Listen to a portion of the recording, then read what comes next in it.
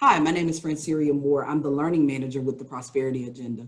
And welcome to Coaching Up Close, our mini webinar series designed to work some quick tips into your busy schedule to help you improve your coaching skills.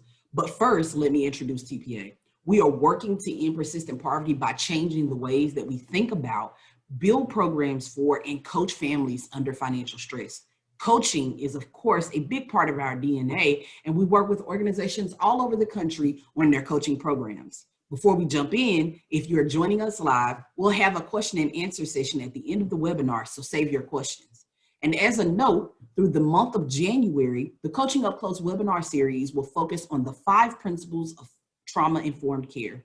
This series will focus on providing you with an understanding of how to recognize the impact of trauma on families and tools that could support you in the work with healing families and communities. Please visit our website at www.theprosperityagenda.org and register for these upcoming webinars.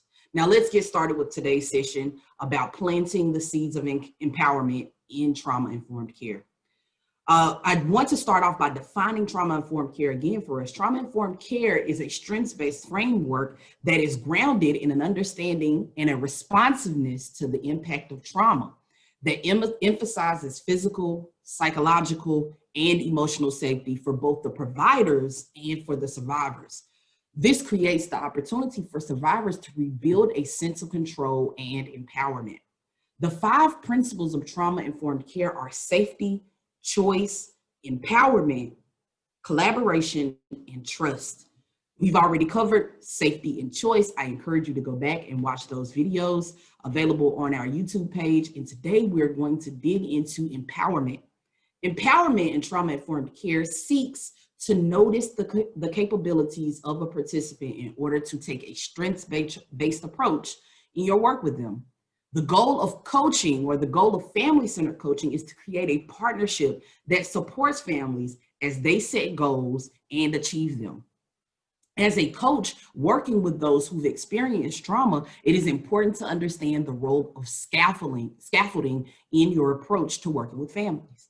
Scaffolding is comprised of several techniques used to move participants progressively towards a stronger understanding and ultimately a greater confidence in their ability to make sound decisions for themselves and for their families.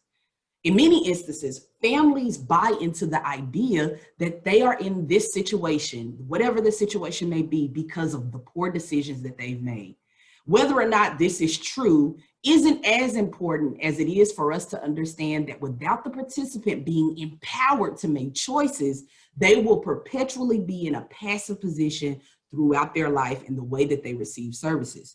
The consequences of decisions that they have made, or even in our own personal life, the consequences of decisions that we've made can lead to trauma.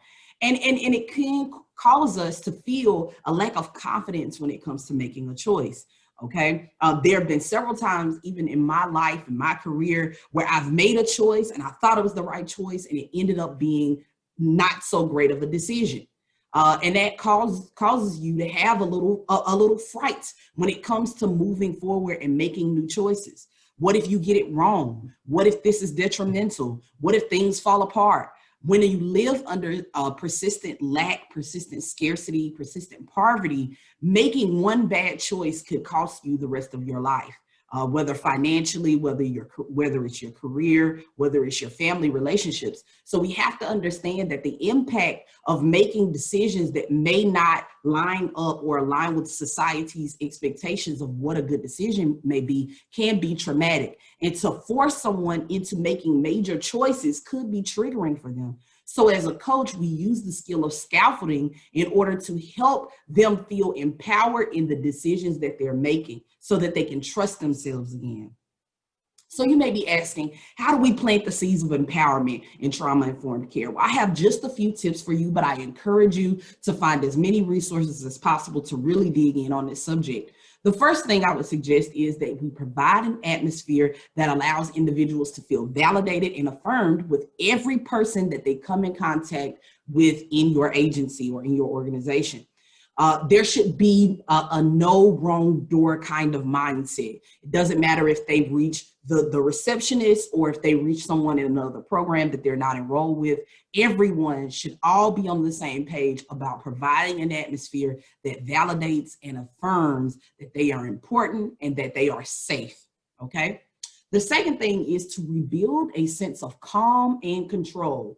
Empowerment does not thrive in chaos. Panic thrives in chaos. And this can be, again, a trigger toward trauma. And so we want to make sure that we are rebuilding with intentionality a sense of calm and control in every coaching session. Thirdly, we want to use the coaching skill of asking permission as a regular practice in order to create an expectation in the participant that they have a choice in this session. The idea is that not only will they begin to feel empowered about the choices that they make in this session, but that we will see them begin to be empowered about other decisions that they make in meetings outside of their work with us. I'm going to provide a link below in the description that is a link to our Coaching Up Close asking permission. It's a short video where you can get more details about that coaching skill of asking permission. And then finally, I would also suggest using the coaching skill of acknowledgement when a participant makes a decision that is driven by their expertise, and also to support them in seeing that decision through to the end. So whether or not that it was a success or they got the job, we want to acknowledge that you made a decision and you stuck with that decision. Again, really bolstering this feeling of empowerment, that you are capable, you are able to make choices that are sound for you and your family. Again, the ultimate goal of coaching is to empower families so that they can make choices for themselves and their family. Okay, that is all I have for you today. Thank you for watching. Join us next month for more coaching tips and resources, and be sure to stick around for our question and answer portion. And of course, if you have any questions about our coaching program, or if you would like to sign up for the next Coaching Up Close mini webinar, visit us at theprosperityagenda.org or check out our LinkedIn page.